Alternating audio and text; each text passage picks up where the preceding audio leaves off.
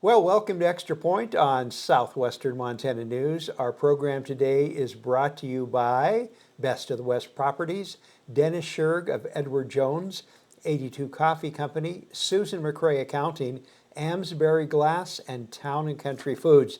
And today in the studio, Montana Western Defensive Coordinator Riley Martello. You bet. Riley, welcome back. You've been here before. Yeah, thanks for having me, man. It's always a pleasure. Yeah. Well, we'll get the different perspective on the coaching staff, other than the big guy Yeah. at top, because it takes a team of coaches to, and you'll find this interesting, in one of the Western annuals, they had a picture of the coaching staff, football coaching staff. Mm-hmm. It was 3. Oh, really? And one of them was a student assistant. Yeah. So, how things have changed. Yeah, well, we're still on the smaller ends, too, for, coaches on staff. Well, and something we're going to talk about a little bit later on, your job description is just not one thing. Nope.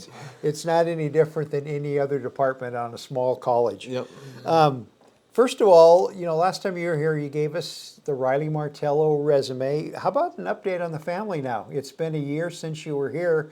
How about an update on the family? Yeah, the wife, she, Taylor Martello, she hopped on the coaching staff with the Dillon Beavers, coaching basketball. So last year was her first year, and she loved it, man. And it was funny because Coach Keller, he actually called me to ask Taylor to coach for him because he knew I could get her to do it. So it was the best decision she ever made. Yep, she'll be back this year to coach those girls up. And your little one?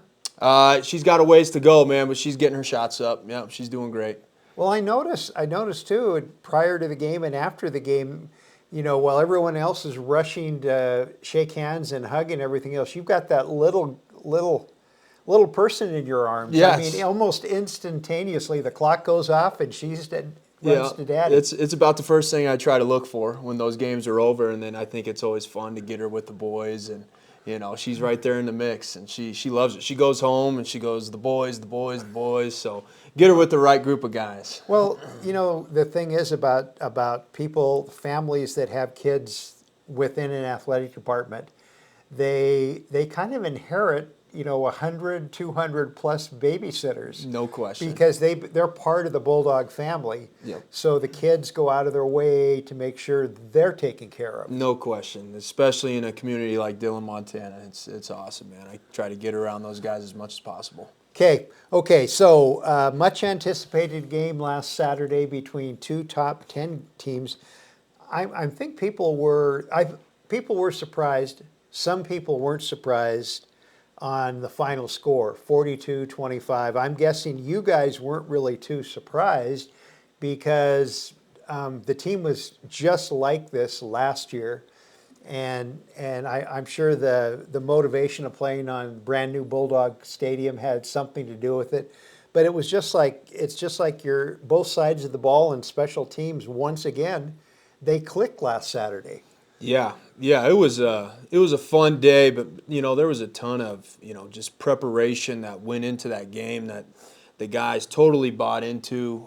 It was block break last week too, so we got to do a little +1 effort, on outside of the field. So that was nice, extra meetings and things like that. But all credit just to our guys. The moment wasn't too big. They weren't nervous. They were just ready to go out there and play some football. Okay. Any particular? No, we'll talk about the penalties a little bit later on.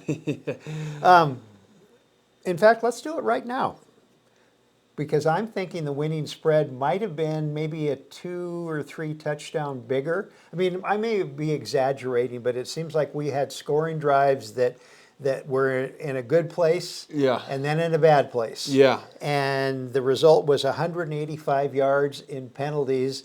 We scratched our heads up in the press box because there was a couple of them that we really didn't understand. Mm-hmm. But I'm looking at your red hair. I see a few more white Yeah. white hairs up there. That must have driven you guys and the coaching staff just crazy. Well, it was our guys playing aggressive, number one, and we always want to play aggressive. But there's a fine line of being aggressive and going too far, and we crossed it there a couple times. But I would rather have especially defensively, I would rather have our guys attacking. And that was the difference between last year and this year. Our guys were attacking. They were playing aggressive. We're a little too handsy, especially that first series. There was just 2 calls where we didn't even need to hold on to the receiver or hit the quarterback. We already won, so it's just, we got to be a little smarter and a little bit more disciplined. But, I just love how we're attacking, we're playing aggressive, and it's a next play mentality. And hopefully this week, we get those things fixed. Well, we were in talking about that. We were talking in your office one day this summer, and I said, "So how's the defense?" And you very nonchalantly said, "Well, we lost 4. 4 all-conference, couple all-Americans. We lost them." Mm-hmm. And then you just kind of leaned back and said, "But it doesn't make a difference." Yeah. It's college football. It's next guy up, and the guys who didn't play last year are coming into their role. It's the first 2 games. You really find out, what type of team you are, defense you are with those first 2 games, and we're kind of finding our niche. And I'm really excited to see the jump we make this week after 2 games of correcting mistakes. Well, it's like the volleyball team. Katie has had her first 3 or 4 years where the only people on the bench were basically the girls that were playing and maybe 2 or more. Now you look at the bench and it's 18 girls. So she's got the depth. You've got the same thing because you were very talented up front, but you all also have said that you had guys that came in and played that you didn't really lose anything. So the nonchalant of not really worrying about what's going to happen, depth. Yeah, depth is huge, right? Depth is huge, and where we had depth was, our defensive backs. They all played a significant amount of football last year.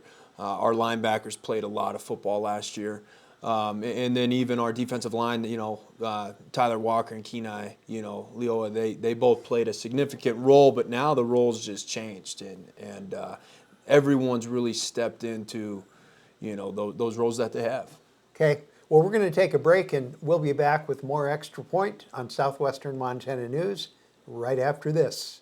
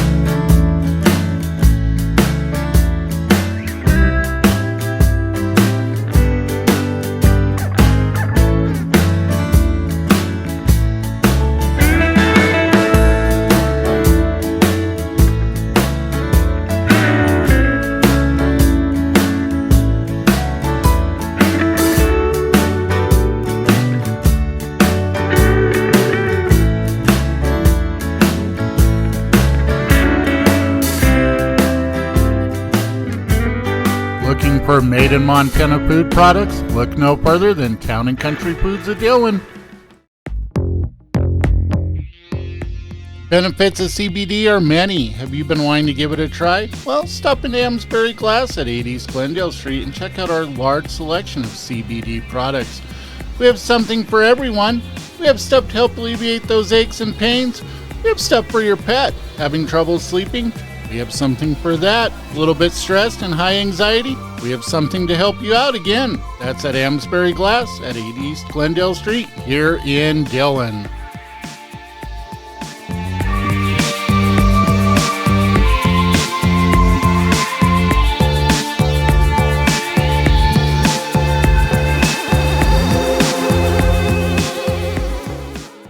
Back to Extra Point, and in the studio, Montana Western Football Defensive Coordinator Riley Martello. And Riley, once again, thanks for stopping in. We're taping this on a Wednesday, and you're going to be getting on a bus or a plane or something like that and head west. So thanks for taking time out. Yeah, no problem, man. We get on the bus at 7 o'clock tonight to go to Spokane. So, okay, that's a fun trip.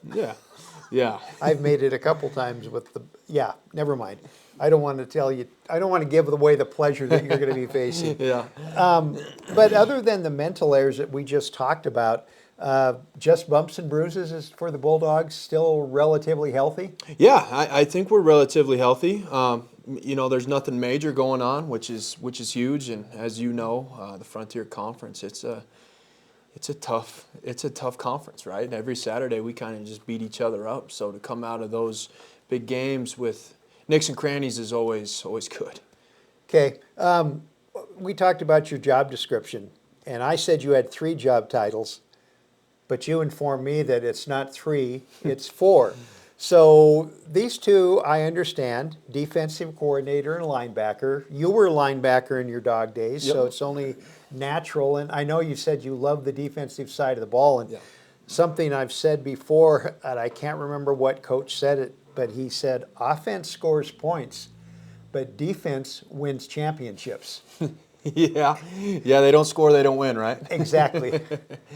Gary Ferris said that too. That's a good axiom. Yeah. So, okay, so defensive coordinator, linebacker, defensive coordinator, you kind of coordinate the different phases, the line, the backs, and stuff like that. Linebacker, of course, you're working with your guys. But then there's recruiting coordinator.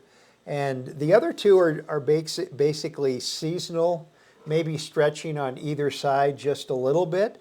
But the recruiting coordinator, that's like a 12-month position.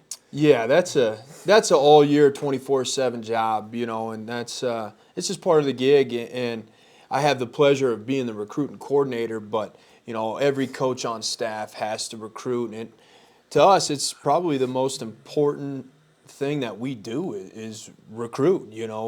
Good players make good teams, and I think we do a pretty good job, in our program recruiting the right guys. We don't just recruit the whole America. We want the right guys, and we want them to be the right dogs to come into our community and team and represent us the right way. And it's I enjoy recruiting. Connecting with those kids. The network of former dogs, coaches, goes on and on. I mean, the guys that leave here, start teaching and coaching somewhere, they're a phone call away, and I'm sure they call you and say, hey, we got a guy you might want to look at. Yeah, Is that how it works? Yeah, no question. We got, there's dogs everywhere, so obviously we have great connections with all the high school coaches in Montana, but we really branched out to, Northwest and Seattle area. We have a lot of great kids from the Tri-Cities area. We have a lot of dogs from Nevada, and then obviously with Coach Heffernan being from Hawaii, we always try to keep that pipeline, and we try to get our fair share of Hawaii guys up here, and those kids are great, man. They come up here from Hawaii and they never leave, so that's always a great pipeline to have. Well, you've talked to student athletes, and they'll say one of the main reasons they came here to go to school was the block system.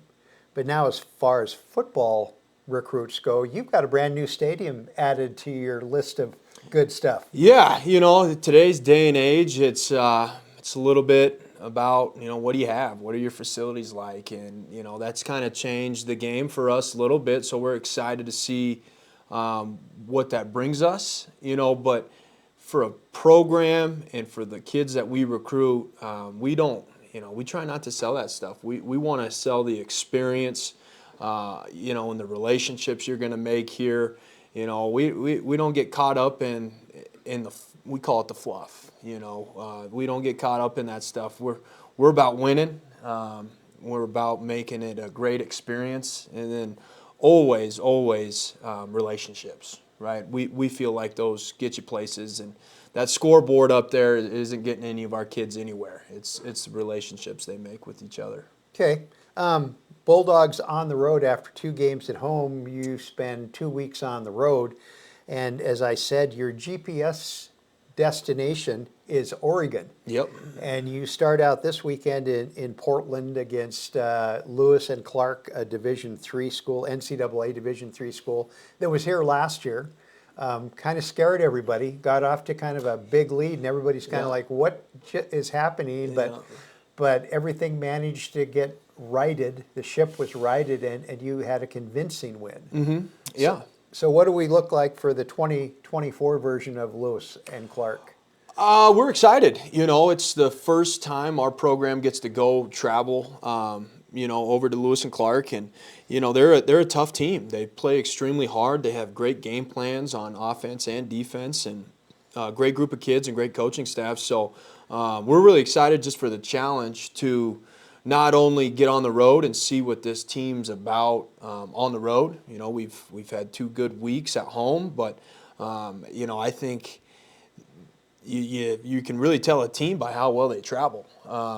We have senior leadership, we have great captains, so I think we're going to travel like pros, and it's a business trip for our boys, but we're excited just to get on the road and see what we can do. It's just us, right? And that's the way we like it. So, yeah, we're excited for the challenge. Okay, and that kind of brings me to that other job description on your list, travel coordinator. Oh, yeah. So what does that entail? I mean, I'm sure you've had this trip planned out as far as, transportation, lodging, and all that stuff. You had it planned out before the first kickoff. Oh, boy, yeah. It's I try to date back about 7 months in advance. I just like to get that stuff done because obviously it's game week. You don't want to be worried about making sure your buses are here. So I think it's a little bit of a stressful job just because you got to make sure 75 people are where they're supposed to be when they're supposed to be. So I know the first year I did it in 22, man, I learned a lot. So it's all about organization and communication. It's interesting. Next week we fly to Southern Oregon for the first time. So just making sure everybody's where they got to be is pretty dang important. Well, being a father has got to help out a little bit because you got that responsibility with your little one. Yeah. You just have a few more guys to worry about. Exactly. Yeah, it was crazy, man. I know when we went to Arizona Christian last year, I was so worried about just getting to where we got to go, man. I think I forgot about the game a little bit. So now I know it's you gotta periodize your time and we're learning as we go there. Okay. Well, Riley, I want to thank you for stopping in, visiting with us. We'll make this a regular thing.